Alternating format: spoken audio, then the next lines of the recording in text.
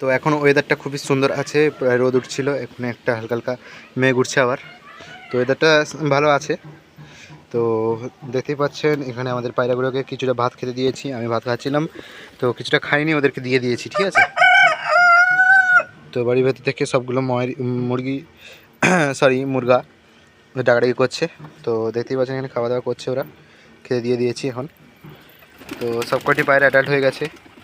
এই পায়রাটা একদম ভালোই ডাকছে এখন, এই পায়রাটা, এবং এই পায়রাটা জোড়া নিয়েছে, ঠিক আছে। দুটোই একই ভাই ব্রাদার, ঠিক আছে। তো এখন ঠিকঠাক বুঝতে পারছি না কোনটা মেল কোনটা ফিমেল। তো ড্রাগন গাছে 5টা ফুল এসেছিলো, তো সেই ফুলগুলো নষ্ট হয়ে গেছিলো। আবার এখানে একটা ফুল এসে দেখতে পাচ্ছেন, পিঁপড়া লেগে গেছে। কাঠ পিঁপড়া এইগুলোকে যে কী করে সরাই, একটা চক আছে, সেই চকটা পাওয়া যায়, সেটা চকটা টেনে দেবো আজকে, দেখি, কারণ নষ্ট হয়ে গেলে এরকম হবে না। এবং এখানে আবার নতুন নতুন গাছ লাগিয়েছি চারা, এখানে একটা লাগানো হয়েছে এবং এখানে একটা লাগানো হয়েছে। তো পায়রাগুলো দেখুন, এখানে 10টা ফুলের গাছ লাগিয়েছিলাম, অনেক পায়রাগুলো সব খেয়ে শেষ করে দিয়েছে। এবং এখানে দেখুন অবস্থা, দেখুন নয়নতারা ফুলের গাছটার অবস্থা দেখুন, পুরো শেষ করে দিয়েছে। তো চলুন ভিতরের দিকে যাওয়া যাক, বাচ্চাগুলো কেমন আছে দেখে আসা যাক।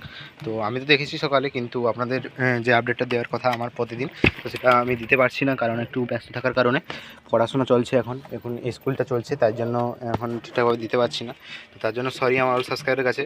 এবং নতুন নতুন যারা ভাই বোনরা দেখছেন তারা প্লিজ সাবস্ক্রাইব করে দেবেন, কারণ প্রতিনিয়ত এখন ভিডিও দেওয়ার চেষ্টা করব আমি, এবং নতুন নতুন টিপস আসতে থাকবে। তো দেখতেই পাচ্ছেন আমাদের মুরগিগুলো কতটা সুন্দরভাবে বড় হয়ে গেছে, এবং প্রত্যেকটা মাথায় সুন্দর সুন্দর ঝুঁটি বেরিয়েছে, দেখতেই পাচ্ছেন খুবই সুন্দর সুন্দর লাগছে। এবং পিছনের যে লেজ, মানে ওদের যে পুচ্ছ যাকে বলা হয়, সেগুলো ঠিকঠাকভাবে বাড়ি পড়েছে, একবার সোনালি কালারে এবং সবুজ কালারের সোনালি, তো খুবই সুন্দর।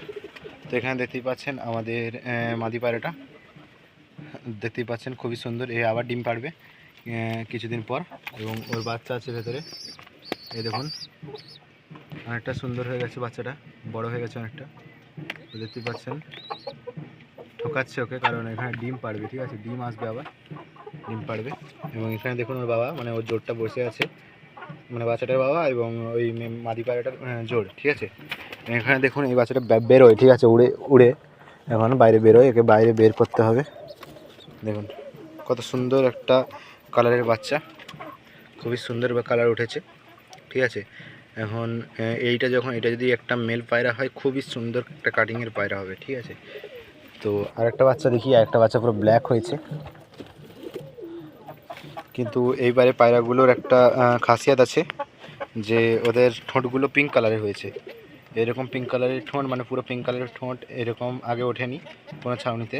এই ছাউনিটায় পিঙ্ক কালারের পুরো ঠোঁট উঠেছে, যেটা আমার খুবই পছন্দ হয়েছে এবারে, কারণ এই দুটো বাচ্চা থাকবে এবারে আমার বাড়িতে।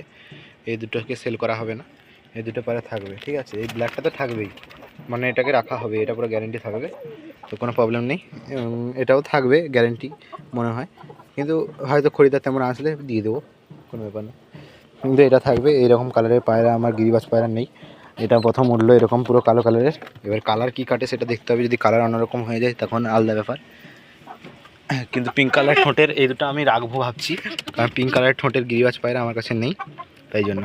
এবং এখানে আমাদের নতুন জোড়ার বাচ্চাগুলো দেখুন, দুটো বাচ্চা হয়েছে এবারে নতুন, মানে নতুন আমাদের পায়রাটা যে ডিম পেড়েছিল আগে, যে একা একা ডিম পারতো, সেই পায়রাটার সঙ্গে যে আমি জোড়া দিয়েছিলাম লোটনের থেকে ভেঙে, লোটনটা সেল করে দেওয়ার পরে যে ওর যে জোড়াটা ছিল, মানে ও গিরিবাজের সাথে, সেই গিরিবাজের সাথে জোড়া দিতে এরকম সাদা সাদা বাচ্চা হয়েছে।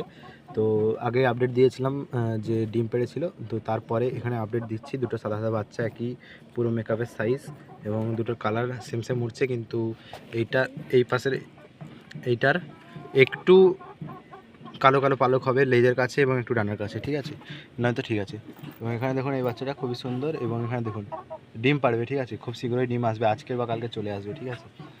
তো এইটা এর মা বাবা হয়তো এখন ডিম পাড়বে না, কারণ এরা প্রায় 5 ছাউনি ডিম পেড়ে দিল, যেটা সংখ্যাটা খুবই বড়, মানে 5টা মানে 10টা বাচ্চা হয়ে গেছে এদের, ঠিক আছে। মানে প্রথম ছাউনিতে একটা মারা গিয়েছিল একটু পায়খানা হয়ে, তাছাড়া পুরো একবারে কভার, আর একটা বাচ্চা মরেনি, ঠিক আছে। খুবই সুন্দর করে পায়রা বাচ্চা তোলে, এই হচ্ছে ব্যাপার।